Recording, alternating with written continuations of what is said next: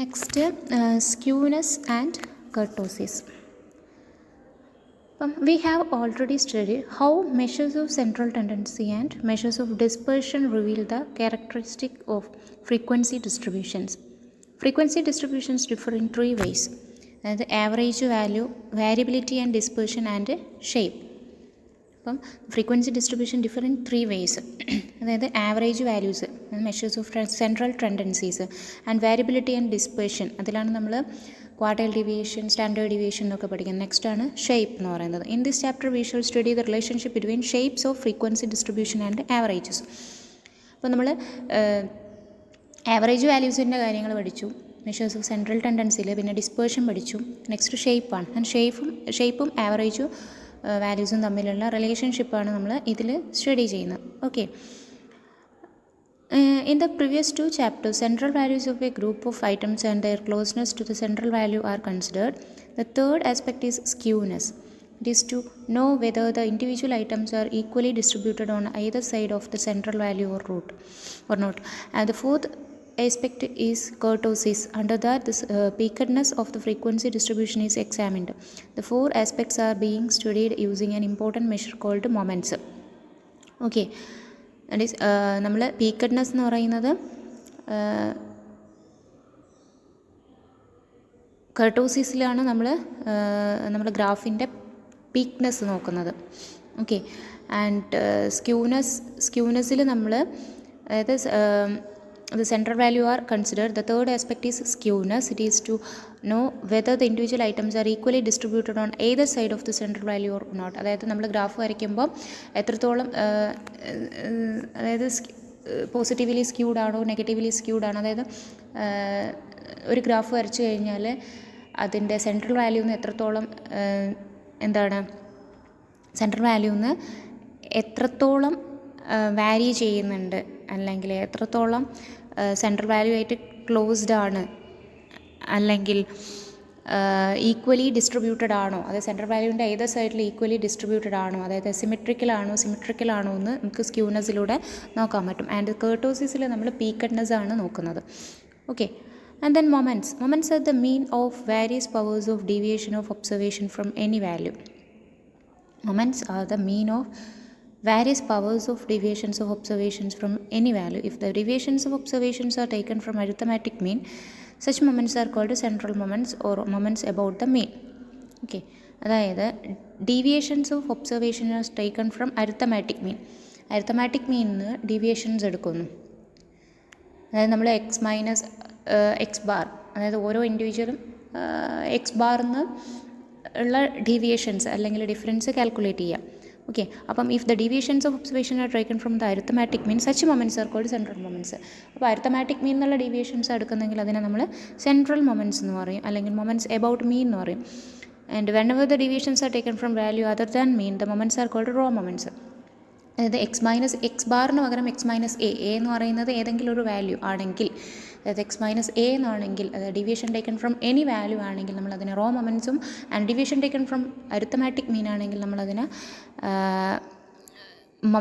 Central മൊമെൻറ്റ്സും അല്ലെങ്കിൽ moments about the മീൻ എന്നും പറയും. ഓക്കെ. അതിൻ്റെ ഡെഫിനിഷനാണ്: if x1, x2, etc. xn are the n observations in a raw data and a is any arbitrary constant, then the rth moment about a is defined as mu r dash is equal to 1 by n sigma x minus a all raised to r, where r equal to 1, 2, 3, etc. And for a frequency distribution, the rth moment about a is defined as 1 by capital N sigma f into x minus a all raised to r equal to 1, 2, 3, etc. and capital N equal to sigma f. അതായത് raw മൊമെൻറ്റ്സിൻ്റെ ഡെഫിനേഷനാണ് പറയുന്നത്. Raw moments എന്ന് പറയുന്നത് deviation taken from any value ആണെങ്കിൽ നമ്മളതിനെ raw moments എന്ന് പറയും, അല്ലെങ്കിൽ deviation taken from arithmetic mean ആണെങ്കിൽ നമ്മളതിനെ സെൻട്രൽ മൊമെൻറ്റ്സ് എന്ന് പറയും, അല്ലെങ്കിൽ മൊമെൻറ്റ്സ് എബൌട്ട് മീൻ എന്ന് പറയും. നമ്മളിവിടെ റോ മൊമെൻറ്റ്സ് ആണ് പറയുന്നത്. അപ്പം x1, x2, etc. xn എന്ന് പറയുന്നത് n ഒബ്സർവേഷൻസ് ആണ് in a raw data, and a is any arbitrary constant. A എന്ന് പറയുന്ന ഏതെങ്കിലും ഒരു ആ ഒബ്സർവേഷനിൽ ഏതെങ്കിലും ഒരു value. And then the rth moment about capital a is defined as, അതായത് rth moment about a arithmetic mean അല്ല, എനി വാല്യൂ ആണ്. അരിത്തമാറ്റിക് മീനിന് പകരം എനി വാല്യൂ, എ എന്ന് പറയുന്ന ഏതോ ഒരു വാല്യൂ എടുക്കുന്നത്. rth moment about A is defined as mu r dash എന്നാണ് rth മൊമെൻറ്റ് എന്ന് ഡിനോട്ട് ചെയ്യുന്നത്. mu r dash is equal to 1 by n sigma x minus a all raised to r, where r equal to 1, 2, 3. Okay, and for a frequency distribution, the rth moment about capital A is defined as frequency distribution. അതായത് x1 x2 etc xn എന്ന് പറയുന്ന ഒബ്സർവേഷൻസും അതിൻ്റെ corresponding frequencies are given ആണെങ്കിൽ, that is f1 f2 etc f എന്ന് പറയുന്നത്, അങ്ങനെയാണെങ്കിൽ the rth moment about A is defined as mu r dash is equal to 1 by capital N sigma f into x minus a all raised to r, where capital N equal to sigma f and r equal to 1, 2, 3. അപ്പോൾ mu 1 dash എന്ന് പറയുമ്പോൾ എന്താവും, mu r dash r equal to 1 ആണെങ്കിൽ mu 1 dash is equal to 1 by n sigma x minus a all raised to 1, and mu 2 dash ആണെങ്കിൽ 1 by n sigma x minus a all square, and mu 3 dash ആണെങ്കിൽ 1 by n sigma x minus a all cube etc. അങ്ങനെ r equal to 1, 2, 3 etc. ഇതാണ് എന്ത് raw moments പറയുന്നത്. And putting r equal to 1, 2, 3, 4, mu 1 dash is equal to നമുക്ക് എന്ത് കിട്ടും, 1 by n sigma x minus a എന്ന് കിട്ടും, and this is equal to x bar minus a. Okay, that is 1 by n, അതിനെ expand ചെയ്യുമ്പോൾ 1 by n sigma, അതായത് sigma x by n എന്ന് പറയുമ്പോൾ എക്സ് ബാറും, and sigma a by n എന്ന് പറയുമ്പോൾ എ എന്ന് പറയുന്നത് ഒരു കോൺസ്റ്റൻ്റ് ആയതുകൊണ്ട് സിഗ്മ എന്ന് പറയുന്നത് എൻ തന്നെയായിട്ട് മാറും. അപ്പോൾ എൻ ബൈ എൻ എ എന്ന് പറയുന്നത് എ ആവും. അപ്പോൾ നമുക്ക് എന്ത് കിട്ടും, x bar a. Okay, and r equal to 2 ആണെങ്കിൽ mu 2 dash is equal to 1 by n sigma x minus a whole square ആണ്. ഇതെന്താണ്, മീൻ സ്ക്വയർ ഡീവിയേഷൻ ആണ് അല്ലേ. റൂട്ട് മീൻ സ്ക്വയർ ഡീവിയേഷൻ ഓർമ്മയില്ലേ, root S is equal to root of 1 by n sigma x minus a whole square. Root mean square deviation പഠിച്ചിട്ടുണ്ട് കഴിഞ്ഞതിൽ. അപ്പോൾ ആ root mean square ഡീവിയേഷനിൽ റൂട്ട് ഒഴിവാക്കിയപ്പോഴാണ് എന്ത് എസ് സ്ക്വയർ ആവുന്നത്. അതായത് mu 2 dash is equal to 1 by n sigma x minus a whole square ആണ്, which is the mean square deviation. Root ഇല്ലാത്തതുകൊണ്ട് mean square deviation. And mu 3 dash is equal to 1 by n sigma x minus a whole cube, and mu 4 dash is equal to 1 by n sigma x minus a whole raise to 4.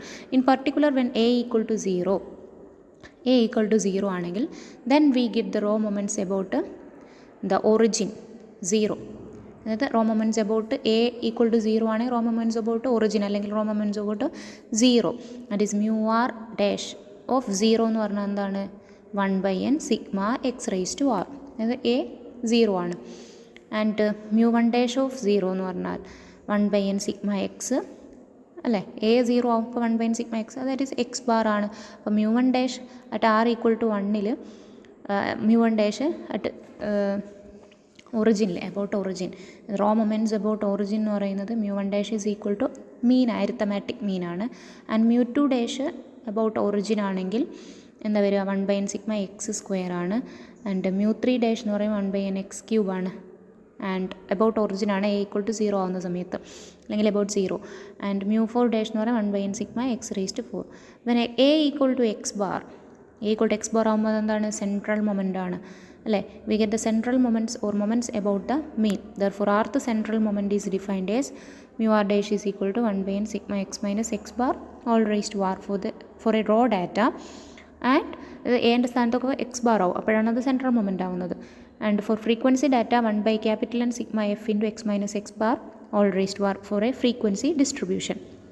And ഇതിൽ put r equal to 1, mu 1 is equal to, അതായത് central മൊമെൻറ്റ്സിന് mu r കൊണ്ടും raw മൊമെൻറ്റ്സിന് mu r dash കൊണ്ടുമാണ് denote ചെയ്യുന്നത്. Okay, അപ്പോൾ central moment mu r is equal to 1 by n sigma x minus x bar whole raise to r ആണ്. r equal to 1 ആകുമ്പോൾ mu 1 is equal to 1 by n sigma x minus x bar this is equal to 0 നമ്മൾ പഠിച്ചിട്ടുണ്ട്.